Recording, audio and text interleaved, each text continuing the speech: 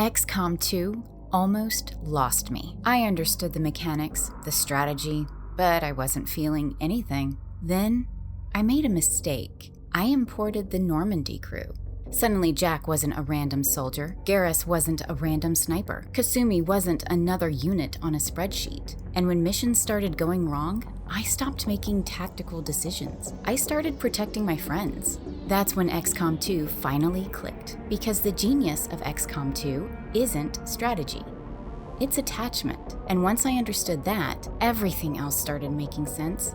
The storytelling, world building, visual design, the atmosphere, they're all working toward the same goal. Making you care about people who don't actually exist, and making you terrified you'll lose them. If XCOM 2's genius is attachment, how does that work when the game barely has a story? If you asked me to describe XCOM 2's narrative, I'd tell you it's perfectly fine. Aliens have conquered Earth, humanity is losing, a resistance movement is fighting back, etc. But that's not why I became attached to this game. XCOM 2's greatest storytelling strength isn't in the narrative. It's in the stories that emerge from actually playing the game. Most games create emotional investment through carefully written characters. XCOM 2 takes a very different approach. Instead of giving me a cast of heroes, it handed me a roster of strangers and asked me to make them matter. And at first they didn't.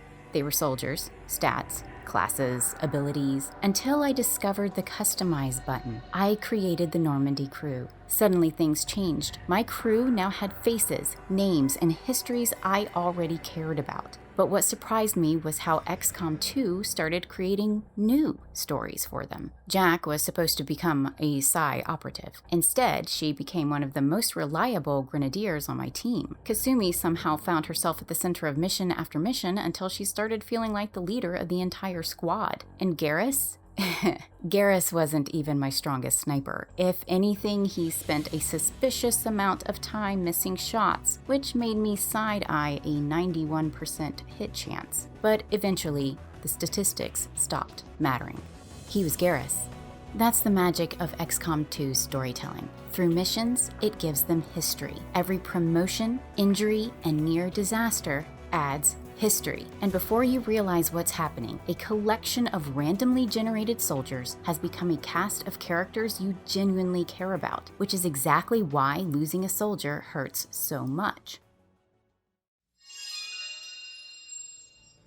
But why do the losses in XCOM 2 feel so much heavier than they do in most strategy games? Part of it comes down to world building. XCOM 2 doesn't begin with humanity fighting off an invasion. It begins after humanity has already lost. Earth belongs to the aliens. The resistance isn't trying to prevent a disaster, they're trying to survive one, and that changes the tone of the entire game. Every mission feels less like a military operation and more like an act of defiance. You're not commanding a global superpower. You're operating out of a stolen alien ship with limited resources, limited manpower, and no guarantee that tomorrow will be any better than today.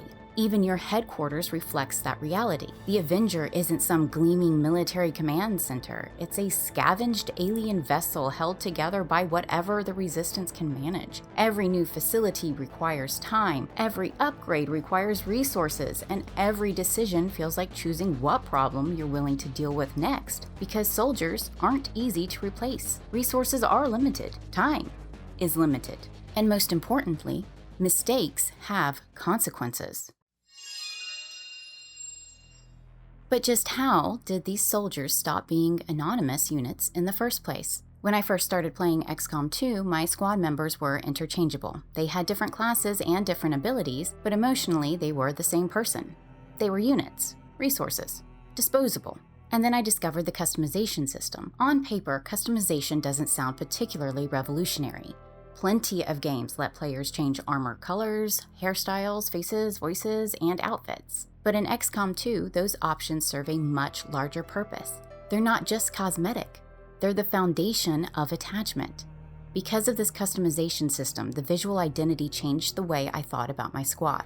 Suddenly, I could recognize each soldier at a glance. They weren't pieces on a board anymore, they were individuals. Garrus literally chose the nickname Reaper.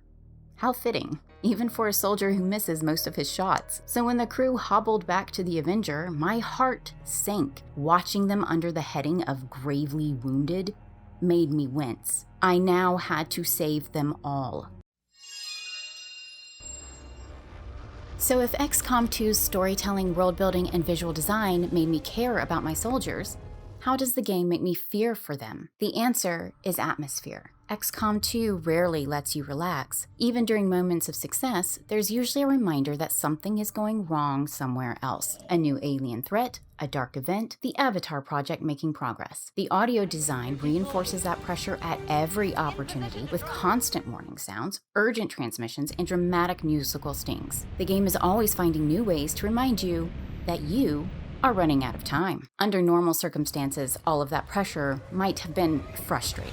But because I was already attached to my squad, it had the opposite effect. It felt personal. This was dangerous. It was yet another opportunity for something to go horribly wrong. That's why seeing my crew return to the Avenger battered, exhausted, and gravely wounded hit so hard. The game had already convinced me these soldiers mattered. Now it was reminding me how easily I could lose them.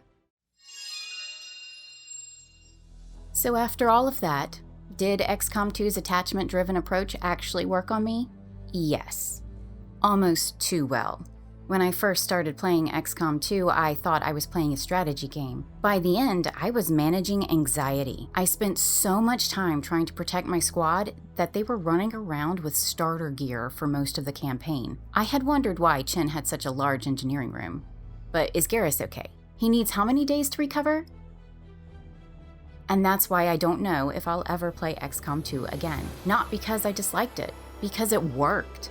If I ever do return to XCOM 2, I'd probably approach it very differently. I'd do everything possible to avoid getting attached to my soldiers, because once that attachment forms, the game stops being about winning. It starts being about getting everyone home alive. XCOM 2 receives 5 out of 5 stars from me, not because it's perfect. It's definitely not the most beautiful game I've ever played, and it's not because it's the most complex strategy game either. It receives 5 stars because it accomplished something far more important. It made me care. What began as a collection of stats became a group of soldiers I had to protect. Every promotion mattered. Every injury mattered, every close call mattered, and every mission felt like another opportunity to lose someone I'd grown attached to. And that's unacceptable. But that's the genius of XCOM 2. The strategy creates consequences. The attachment makes those consequences hurt. Thank you so much for watching. I'm the Asari Gamer, and remember, art is never optional. It's essential.